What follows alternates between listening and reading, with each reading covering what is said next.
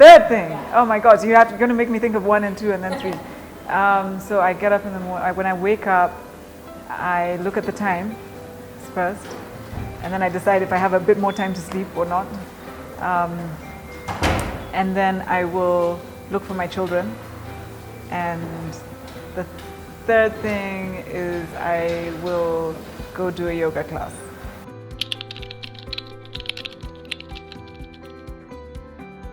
I think my journey was in a different era. So at the time that I was growing up, I think having that structured kind of educational experience was really important. Even if you went into business, because of who you would have to deal with and the expectations of, the kind of hesh or respect that you want to get. I think the world is changing. So now I would say it's probably less important. What matters most is your ability to create, to innovate, and to convince other people and offer something that obviously is unique and valuable. So there are amazing, some of the biggest names that are out there in business are people who never finished university. And so I think, that experience has shifted some people's thinking.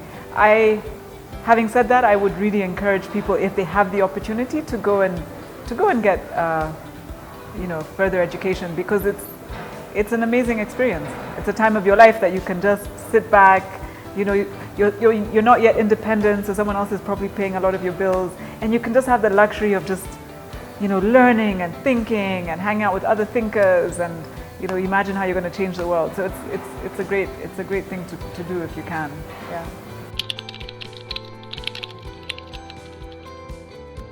Yes. A lot. What did I still haven't recovered in terms of income. I used to earn a lot more when I was employed than I do now. And then that comes with choices, right? So your income levels go down, you have to change. You can't maybe stay at the same hotels you used to stay at when you used to go on holiday. You don't buy as many. I don't buy art. I used to buy a lot of art. Can't really afford to do that anymore. But they're nothing that outweighs the gains. So I think the gains that have come with starting a business, having the opportunity to develop something from scratch and to have a bit more control and freedom in terms of the choices. Yeah, I wouldn't give it up. I wouldn't change it.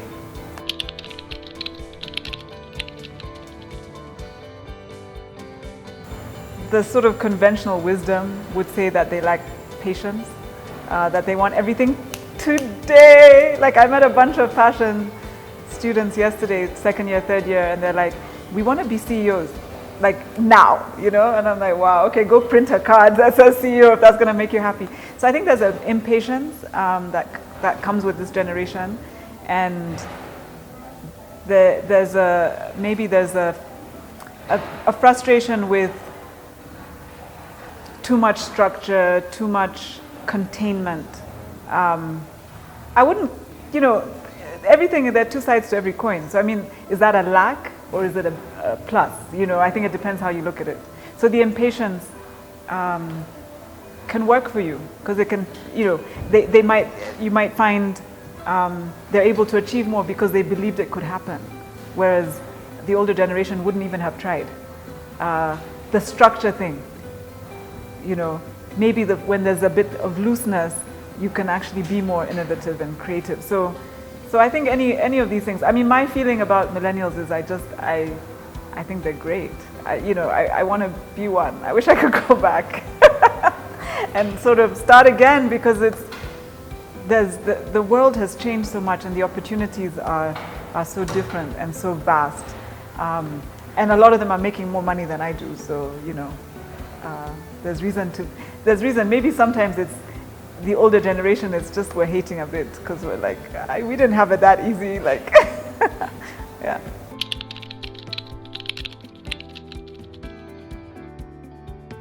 Practice gratitude. Like, I have my list every day of the things that I'm grateful for. Even when it's a terrible day, I'll be like, thank God it wasn't worse. Like, that was a bad day, but it could have been so much worse. Like, yeah, we lost X, but it could have been 10 times more. I try to to not take things too seriously. Like to take them seriously and to not take them too seriously at the same time. So it's a fine line, but I think, to try and reduce the amount of stress and frustration and worked up anxiety, it's like, chick, it's okay. Do you know what I mean? You'll go to sleep, tomorrow will be another day. I have to remind myself of that quite often, but when I do, it helps. And then I sort of keep it real as much as I can, especially with close friends and people who can sort of find a way to make you, laugh and find the humor in situations. And then I do a lot of I'm constantly on a quest for learning. So I'm like, every year I'm signing up for some program. Currently I'm in the middle of a leadership program that I'm doing with Sunny Bindra and an amazing group of professional corporates as well as entrepreneurs. I'll be attending another management program at Dartmouth later in the summer. I'm part of a peer coaching group where we meet once every 6 weeks and we like spill our deepest, like most disturbing fears and concerns, and we sort of help each other think through that. So I think I don't, what I try and do is just have this constant bag of resources and tools and people and friends and dancing and laughter and music or whatever it's going to take that keeps you in check, Yeah, what's my next career? So I want I don't know what my next career is, so it's kind of hard to know whether I'm preparing for it or not. I'm just I just want to keep growing and I want to keep offering something. Yeah. But the step has to be fun. Like, I try and make sure that whatever I do, I'm not just doing it purely for the sake of getting to the next stage, because you don't know if you're going to get there. So you've got to enjoy the process it's like working out. If you don't enjoy the gym, you're not going to be motivated just because of the abs that you hope to get to in a year from now. You've got to find something, an exercise that you forget that you're actually working towards that specific goal and you're just having a good time.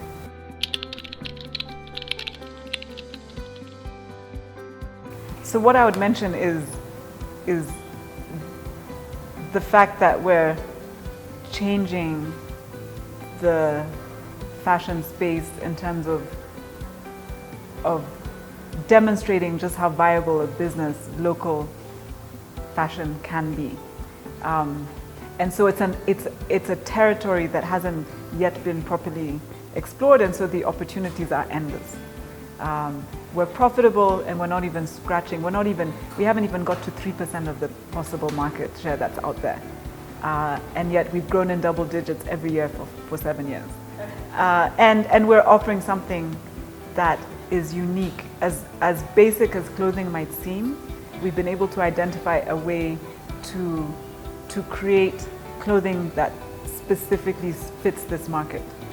So, for the longest time, Kenyan women, and I would say this is true for many parts of the continent, have been used to just taking the clothing that's given to them, that was never designed for them or by them. And so, the opportunity to do that and to create something that really is tailored to fit the market that you're speaking to is only beginning to be explored. Yeah.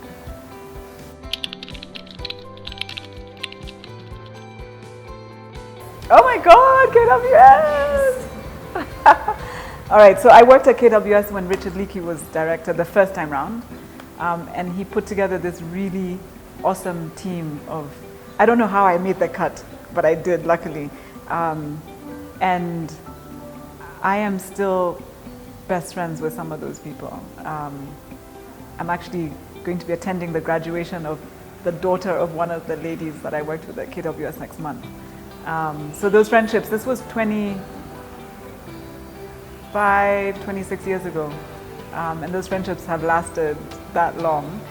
So that was exciting. I think it was exciting because it's such an important part of Kenya to really protect the national parks and our wildlife. and real progress was being made. So to be part of seeing that change, and poaching was reduced, and the parks were rehabilitated, and more Kenyans were able to visit them. So I think, yeah, that was all very exciting. It was 2 years, but it was a great time. So when you were talking about it, like your eyes were like shimmering. Oh, really? Really into it. So our next question is, what inspired you to move into public relations at such a young age? Oh, so so the KWS was being funded by a World Bank project. When the project ended, some of our roles were not mainstream within the parastatal, so our contract ended. So I was on the job market, and I applied to the management training program at Citibank, not knowing what area they were going to put me in. And I was with a bunch of other people. There were maybe 10 of us that got hired at the same time. Everyone else was put into mainstream banking, but for some reason they looked at me and they were like, "We think you should do PR." Like, what's PR? Exactly. So yeah, that's how I did it. It wasn't that there was a specific PR role that I looked for, but I needed a job, and that's what they offered. Yeah.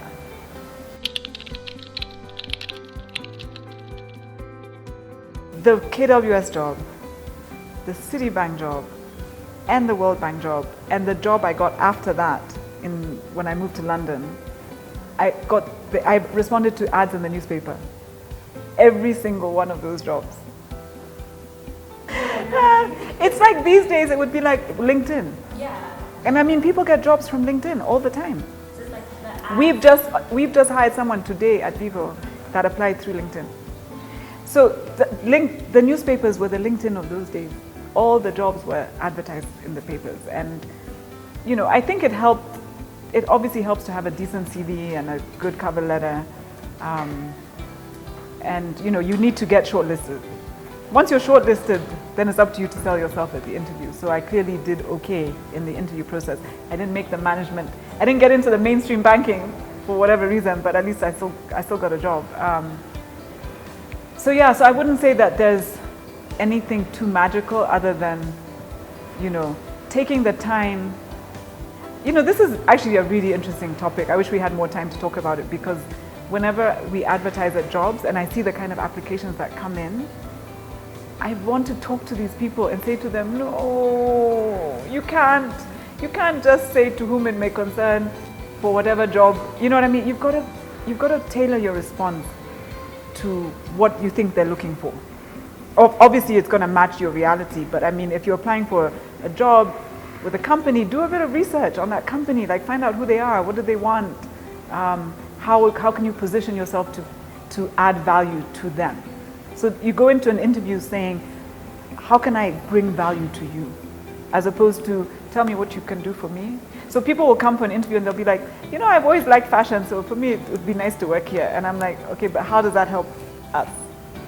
It's great that you like the space and you want to be in it, but when you're applying for a job, you're selling yourself. You're pitching yourself to that company. So yeah, you just have to do your homework. Question because of this specific. We're recruiting now, so I've been looking through tons of CVs. I think the ones that stand out, like I said, are speaking to the thing we're looking for.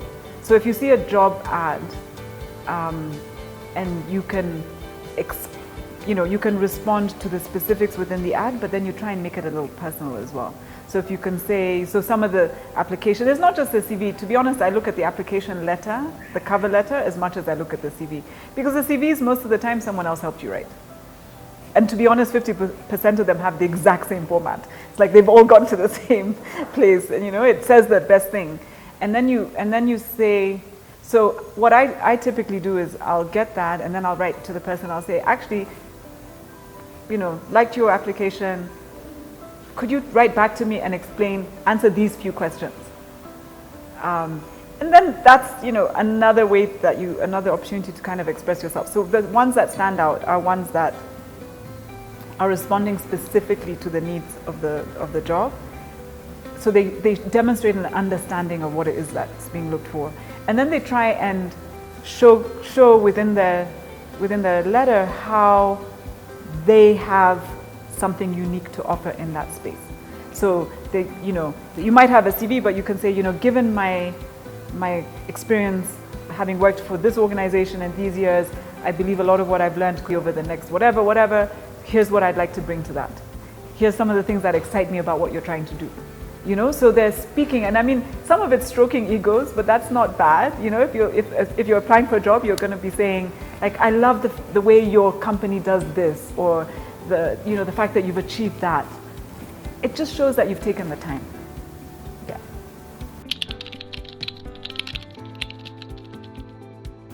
So I think one of the things that, I get asked quite often, how do you have the courage to do different things, to try something you've never tried before?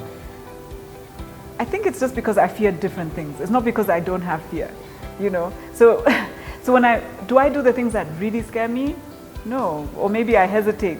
But starting a business was never, to me, what was the worst thing that could happen. I had worked for a long time.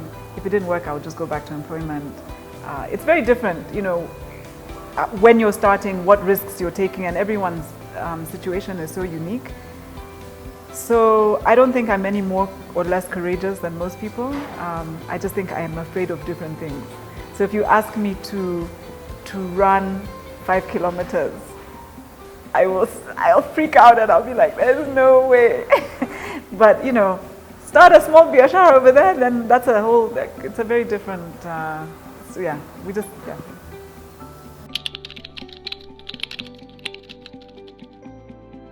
If you ask me what's the most courageous thing I've done in the last year, I skydived. That was scarier than anything I've done that's been linked to people, because I jumped out of a plane at I don't even know how many, 10,000 feet, whatever the hell it was, and I don't know that I would do it again. Like, Okay. Yeah. This is not in the questions, but then what went through your mind when you jumped on? I hadn't anticipated how long the plane ride takes to get to the height where you can jump. So I was so freaked out that I was just ready to get out of the plane. Like, when you're skydiving, you sit and there's no door. Like, you're sitting, the plane has no door. Like, you're just looking outside like that. And I was right next to the door. So at that point, I'm just like, just get me out of this plane. Hold on to something. No, I was holding, it was tandem. So I was on someone was on my back. Yeah. Yeah. So the worst part was sitting in the plane waiting to jump. That was can translate into this role. Or I've been researching your company, and I can see that you'll be expanding greatly over the next whatever. Here's what I'd like to bring to that. Here's some of the things that excite me about what you're trying to do.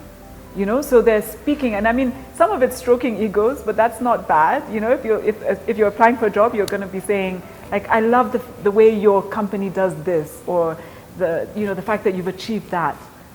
It just shows that you've taken the time.